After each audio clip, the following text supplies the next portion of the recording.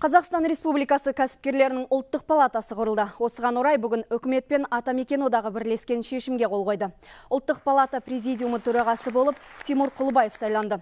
Ал Атамекен одағының басшысы Абылай Мырзахметов палата басқармасының басшысы қызметіне тағайындалды.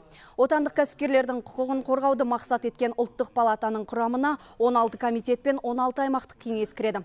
Олардың жасақталуы алдағы бір ай ішінде аяқталады.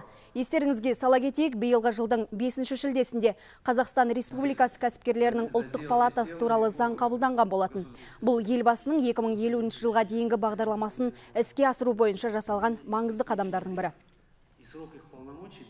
Осы салада істейтін азаматтардың өз пікірлері қандай екен?